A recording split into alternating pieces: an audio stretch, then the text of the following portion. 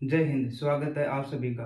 तो देखिए, आज जो हमारा जो चैप्टर चल रहा था जीव प्रक्रम का, इसका लास्ट टॉपिक है उत्सर्जन। देखो, उत्सर्जन की जो प्रक्रिया है वो पेड़ पौधे और मानव दोनों में देखेंगे। तो देखो, उत्सर्जन किसे कहते हैं कि शरीर के द्वारा हानिकारक पदार्थों को बाहर निकालने की प्रक्रिया को उत्सर्जन कहा जाता है। और ये जो हानिकारक पदार्थ है हमारे शरीर में, जैसे CO2 है, या फिर जो अपचित भोजन है, या फिर नाइट्रोजन युक्त जितने भी अपशिष्ट पदार्थ हैं, ये सभी हमारे पास से हानिकारक पदार्थ है और इनको बाहर निकालने की प्रक्रिया को उत्सर्जन कहा जाता है। अब देखो, उत्सर्जी पदार्थ किसे कहते हैं? जो हानिकारक पदार्थ हैं उनको ही हम उत्सर्जी पदार्थ कहते हैं। फिर है त्वचा। देखो, जैसे मान लो त्वचा है, त्वचा के द्वारा हानिकारक पदार्थ जैसे पसीना है, सीबम है, ये सभी बाहर निकाले जाते हैं। सीबम क्या होता है? सीबम हमारे पास जो चिपचिपा पदार्थ होता है, जैसे नाक के या फिर हमारे जो त्वचा है उसके ऊपर जो चिपचिपा पदार्थ होता है उसको सीबम कहते हैं। फेफड़े जो है वो भी देखो, जब हमारे शरीर के अंदर CO2 मात्रा जब अधिक हो जाती है, ये भी एक हानिकारक गैस होती है, तो इसको फेफड़े के द्वारा बाहर निकाला जाता है CO2 गैस को।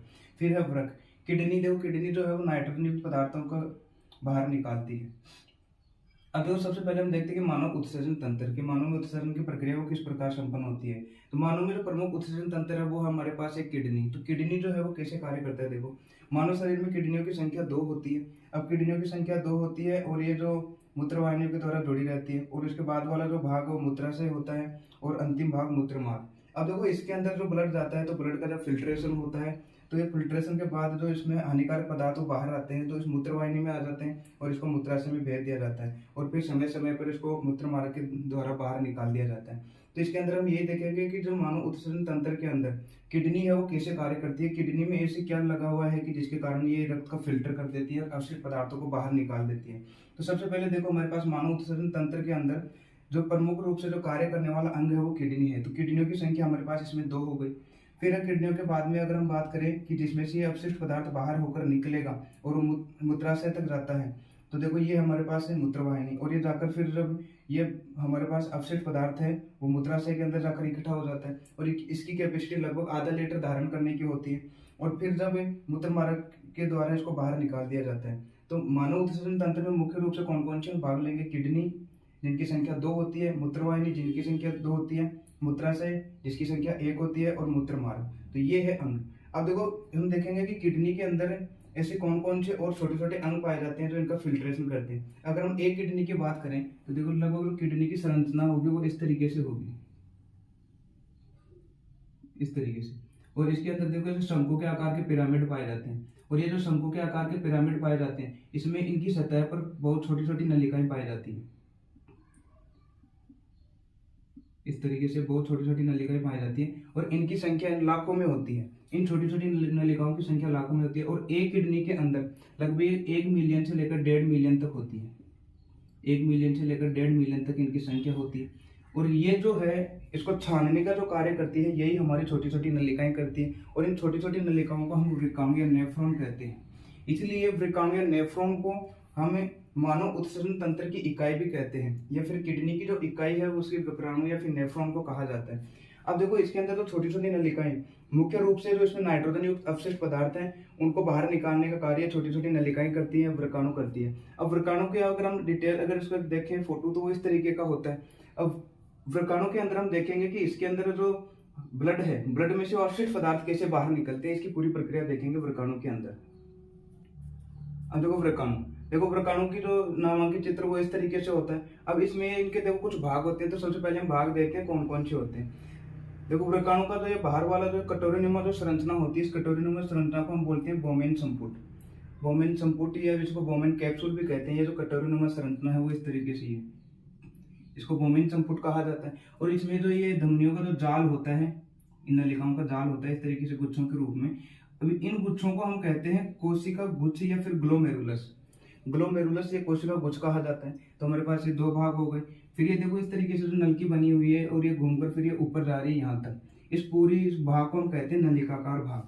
तो 3 नंबर का ये जो हमारे पास भाग हो गया वो है नलिकाकार भाग। और फिर है लास्ट में, जहाँ से जैसे मान लो जो अपशिष्ट पदार्थ है वो इस नली में चला जाता है, इसको हम कहते हैं संग्राहक वाहिनी। संग्रह का मतलब इकट्ठा करने वाली। तो ये है हमारे पास 4 भाग। तो जो इसमें जो हमारे पास जो केशिकाओं का जो गुच्छा होता है इनको हम कहते हैं ग्लोमेरुलस। फिर जो है जिसमें ये एकत्रित होता है उसको हम बोमेन संपुट कहते हैं। और फिर जब इसमें से पदार्थ निकल बाहर जाते हैं, ये जो पूरा घुमावदार भाग है इसको नलिकाकार भाग कहा जाता है। और फिर ये जो अवशिष्ट पदार्थ जाकर जिस नली में जाकर इकट्ठे हो जाते हैं, ये जिस नलिका के द्वारा बाहर निकाल दिए जाते हैं उसको हम संग्राहक वाहिनी कहते हैं। तो ये है व्रकाणु या नेफ्रॉन के 4 प्रमुख भाग। अब देखो ये जो कार्य करते हैं वो किस तरीके से करते हैं, इन सभी के क्या क्या कार्य हैं।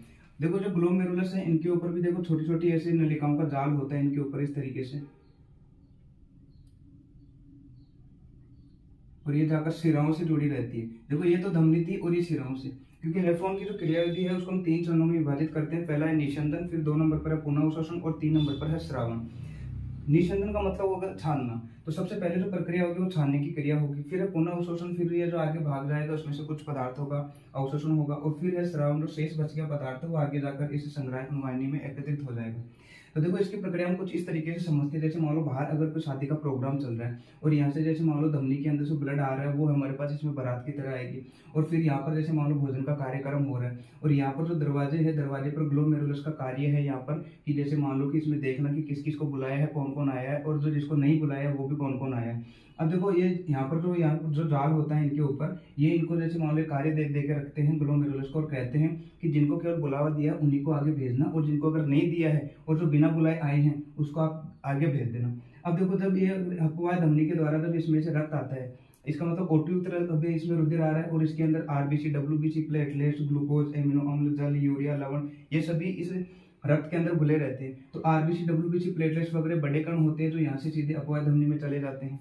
और फिर ब्लड के अंदर जो छोटे छोटे कण हैं, ग्लूकोज, एमिनो अम्ल, जल, यूरिया, लवण, ये इस ग्लोमेरुलस से छनकर बोमेन संपुट में आ जाते हैं। फिर इस बोमेन संपुट इस नलिकाकार भाग से इनको आगे भेज देता है। और जब ये जाल होता है तो जब जाल इन बचे हुए जब इस द्रव को देखता है तो उसमें से पाता है कि कुछ उपयोगी पदार्थ भी बाहर आ गए। तब ये इधर जाकर ग्लोमेरुलस को कहता है कि ससुरा क्या कर रहा है, तूने तो उपयोगी पदार्थ भी इधर भेज दिए। तो उपयोगी पदार्थों को फिर ये फिर से अवशोषण कर लेता है ये जाल, और फिर इसको भेज देता है। फिर ये कहता है कि ठीक है, मेरे को समझ में नहीं आ रहा, सब सूट बूट लगा कर आए हैं इधर, सूट बूट में मैं पहचान नहीं पाया कि कौन को किसको बुलावा है, किसको बुलावा नहीं है, इसलिए जो उपयोगी पदार्थों को भी आगे भेज दिया। अब इसमें से जो उपयोगी पदार्थ है ये इन नलिकाओं के द्वारा, छोटी छोटी नलिकाओं के द्वारा पुनः अवशोषण कर लिया जाता है, इनको शिराओं के अंदर भेज दिया जाता है। अब जो यहाँ पर जो शेष द्रव बच गया, ये हमारे पास वेस्टेज पदार्थ बच गया, और इसको आगे हम संग्राहक नलिका के अंदर भेज देते हैं। और संग्राहक नलिका के अंदर जब भेजते हैं तो यही हमारे पास यूरिन या मूत्र का निर्माण करता है। और ये हो गया इसकी प्रक्रिया। देखो इसकी प्रक्रिया के 3 चरणों में हो गए, निस्यंदन, पुनः अवशोषण और श्रावण। निस्यंदन का मतलब होगा कि ग्लोमेरुलस के द्वारा ब्लड को छानना। जब ग्लोमेरुलस के द्वारा जब ब्लड यहाँ से छनता है तो आगे पहले बोमेन संपुट में जाएगा, और छने हुए इस भाग में हमारे पास क्या क्या रहता है, ग्लूकोज, एमिनो अम्ल, जल, यूरिया, लवण आदि। जब पहली प्रक्रिया पूरी हो गई छनने की, जब ये आगे आ जाता है इस नलिकाकार भाग में, तो इसमें उपयोगी पदार्थ थे, जैसे ग्लूकोज के कुछ उपयोगी कण हैं, एमिनो अम्ल के कुछ उपयोगी कण हैं, और जितनी मात्रा में जल चाहिए उनका अवशोषण इन नलिकाओं के द्वारा कर लिया जाता है, इनको आगे शिराओं में भेज दिया जाता है। अब जो फिर से शेष जो द्रव बच गया उसको आगे हम संग्राहक नलिका में भेज देते हैं, और ये प्रक्रिया श्रावण कहलाती है। आगे जो शेष बचा हुआ द्रव वो आगे चला जाता है इस प्रक्रिया जो यूरिन का निर्माण करता है। तो ये है व्रकाणु या नेफ्रॉन की क्रियाविधि। अब देखो यहाँ से जब यूरिन का निर्माण हो गया, ये जो रास्ते हैं वो दूसरी जो व्रकाणु है ये इससे जुड़े रहते हैं संग्राहक नलिका के द्वारा, क्योंकि इधर एक और जैसे मान लो हमारे पास नेफ्रॉन है, उससे जो मूत्र का निर्माण होकर वो इसमें आ जाएगा, जो इसके पास एक और है तो उससे ये इसमें आ जाएगा। तो इस तरीके से मूत्र निर्माण होता रहता है। और ये जो प्रक्रिया हो रही है वो किडनी के अंदर हो रही है, इसका मतलब कि मूत्र का निर्माण यहाँ से हो रही है। तो फिर ये देखो जो हमारे पास जब मूत्र जो है इस मूत्र वाहिनी से होती है, मूत्राशय के अंदर आ जाएगा, और समय समय पर इसको मूत्र मार्ग के द्वारा बाहर निकाल दिया जाता है।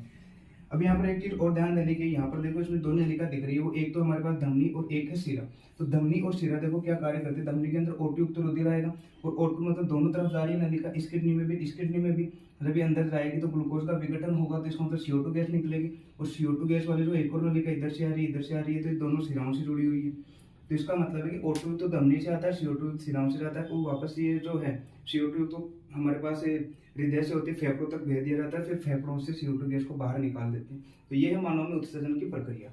इसके बाद हम देखते हैं कि पेड़ पौधों में जो उत्सर्जन की प्रक्रिया है वो किस तरीके से पूरी होती है। तो इस चैप्टर का लास्ट टॉपिक है हमारे पास पादभूमि उत्सर्जन। देखो पादभूमि उत्सर्जन किस तरीके से होता है, जैसे मान लो अगर कभी कभी पेड़ पौधों में जब जल की मात्रा ज्यादा हो जाती है तो जब जल को बाहर निकालने के लिए वाष्पोत्सर्जन की प्रक्रिया अपनाता है, और इस वाष्पोत्सर्जन की प्रक्रिया से जो जल है जो ज्यादा मात्रा में रहता है वो बाहर चला जाता है, इस तरीके से जल को बाहर निकल जाता है। फिर जब प्रकाश संश्लेषण की क्रिया के दौरान जब अपना भोजन बना रहे होते हैं, CO2 गैस को अंदर ग्रहण करते हैं, तब जो ऑक्सीजन गैस बनती है उसको बाहर निकालते हैं, तो ये भी एक अपशिष्ट पदार्थ के रूप में बाहर निकलता है। प्रकाश संश्लेषण की प्रक्रिया के दौरान। फिर हम देखो कभी कभी जब पेड़ पौधों की जो जड़ें होती है वो भी अपशिष्ट पदार्थों को मृदा में डालने का कार्य करती है। और फिर है जैसे मान लो तना शाखा, ये जो है इनके ऊपर जैसे गोंद रेजिन, ये जो चिपचिपे पदार्थ हैं वो भी इनको बाहर निकालते रहते हैं, तो ये भी अपशिष्ट पदार्थ है, गोंद रेजिन और ये। और फिर कभी कभी जैसे मान लो अगर हम बात करें पत्तियों की, जैसे मान लो कोई पत्ती अगर क्षतिग्रस्त हो जाती है, टूट फूट हो जाती है, तो इसके जो आसपास के जैसे मान लो जो पत्तियां वगैरह होती है, टहनियां वगैरह होती है, इसमें अपशिष्ट पदार्थ डाल देती है। अपशिष्ट पदार्थ डालने पर ये पूरी क्षतिग्रस्त हो जाएगी और ये पेड़ पौधों की जो टहनी वाला भाग है इससे ये टूट जाएगी और ये नीचे आकर गिर जाएगी। तो इस तरीके से पेड़ पौधे जो है अपनी अपशिष्ट पदार्थों को बाहर निकालते हैं। और इस तरीके से चैप्टर हो गया पूरा। मिलते हैं हम एक अगले नए अध्याय के साथ, प्रकाश, अध्याय नंबर 10। अगर आपको वीडियो अच्छा लगा हो तो लाइक करें और सब्सक्राइब भी कर ले चैनल को अगर आप उस पर नए हैं तो।